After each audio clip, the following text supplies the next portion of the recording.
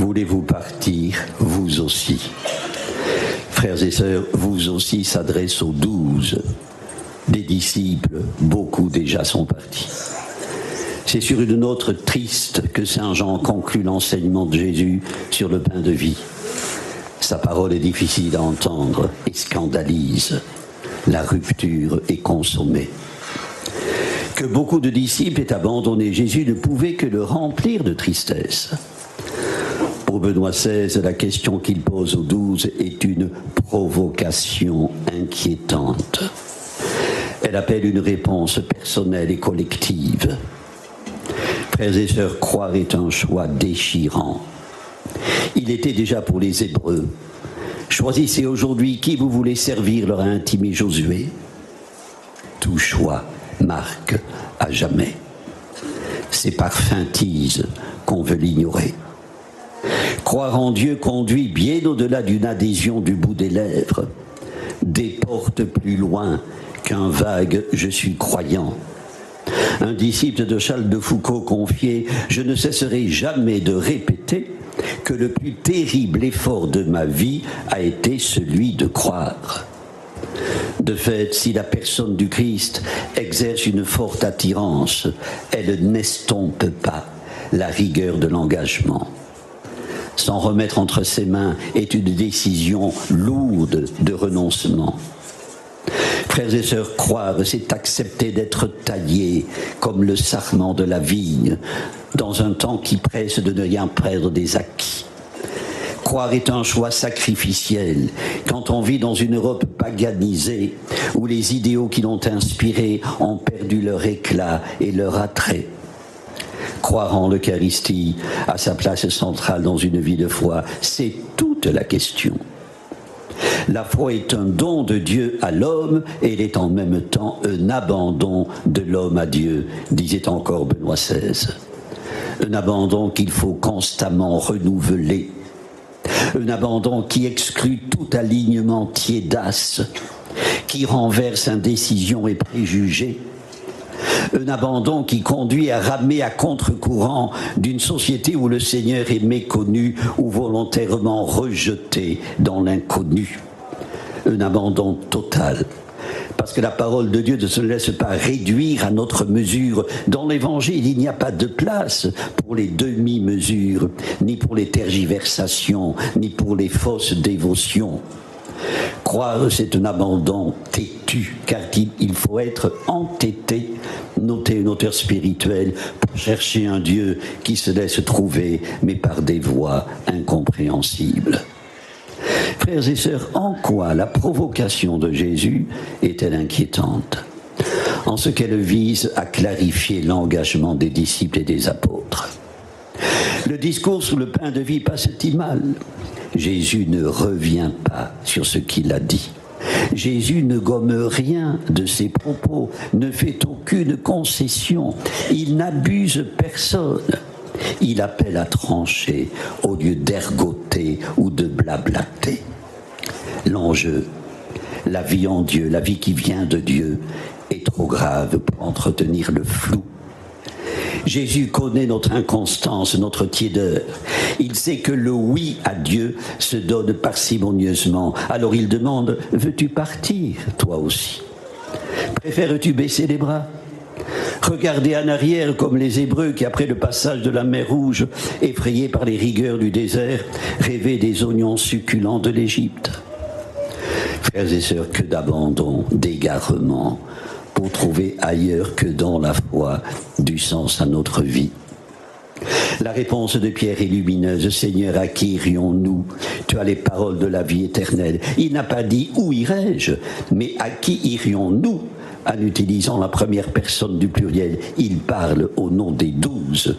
Il vit sa foi comme une fidélité collective à la personne de Jésus.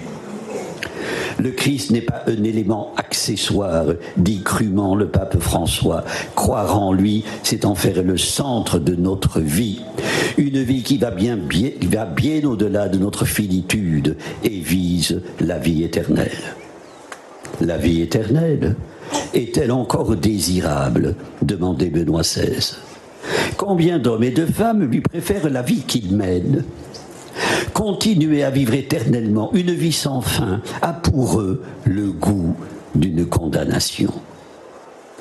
Frères et sœurs, que les paroles de la vie éternelle revivifient, reconstruisent, dynamisent, qu'elles effacent ce qui enferme, écrase, empêche de voir et d'avancer, qu'elles libèrent du vieil esclavage, des sépulcres blanchis, des ridicules arpents de terre, de ce faux royaume du mieux-être où s'empilent des objets futiles voués au verre et à la rouille.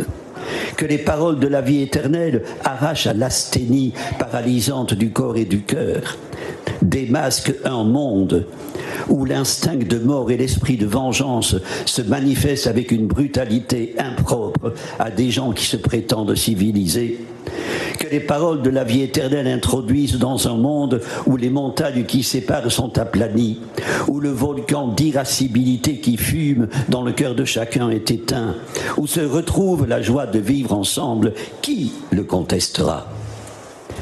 Libératrice, mobilisatrice, les paroles de la vie éternelle sont réconfortantes, consolantes, pour qui, dans la détresse, ne nie pas les vents hostiles, ne ferme pas les yeux sur un monde malade d'incrédulité.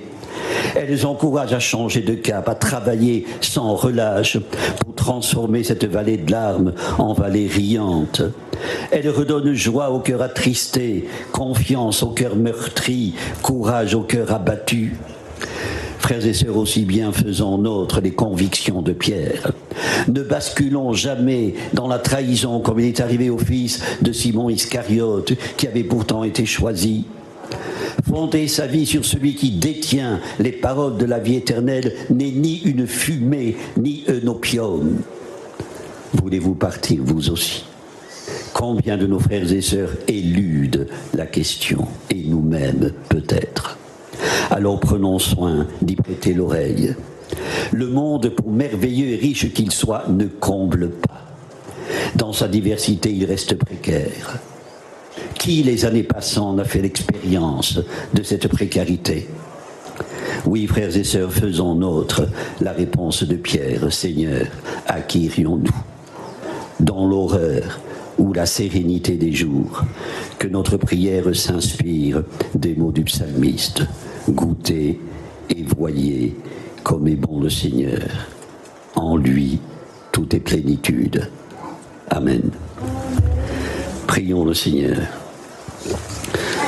Pour la liberté que ton esprit fait jaillir en nos cœurs, Seigneur, sois béni. Pour la parole exigeante de ton Fils qui nous amène toujours plus loin, Seigneur, sois béni. Lorsque nous sommes découragés, lorsque nous ne savons plus vers qui nous tourner, fais-nous garder au cœur le cri de confiance de Simon-Pierre. Tu as les paroles de la vie éternelle. Toi, le Dieu qui nous aime pour les siècles des siècles. Le Seigneur soit avec vous. Que Dieu Tout-Puissant vous bénisse, le Père, le Fils et le Saint-Esprit. Notre-Dame de Lourdes, Sainte Bernadette, ô Marie conçue sans péché, Seigneur, Prince de la paix, écoute notre prière. Nous nous tournons vers toi, alors que des bruits de guerre résonnent en Europe. Nous te prions pour l'Ukraine, nous te prions pour la Russie, nous te prions pour le Moyen-Orient, nous te prions pour l'Europe et le monde. Sois le soutien de tous ceux qui sont secoués, ébranlés par la peur, l'angoisse et la violence. Brise l'orgueil des puissants, inspire la sagesse aux gouvernants, change les cœurs de pierre en cœurs de chair.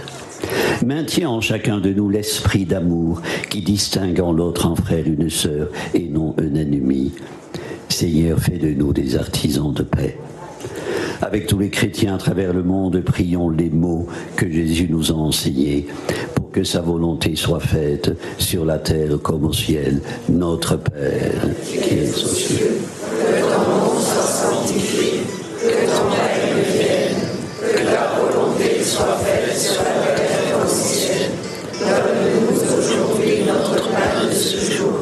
Pardonne-nous nos offenses, comme nous pardonnons aussi à ceux qui nous ont offensés, et ne nous laisse pas entrer en tentation, mais délivre-nous du mal. Ô Vierge Marie, le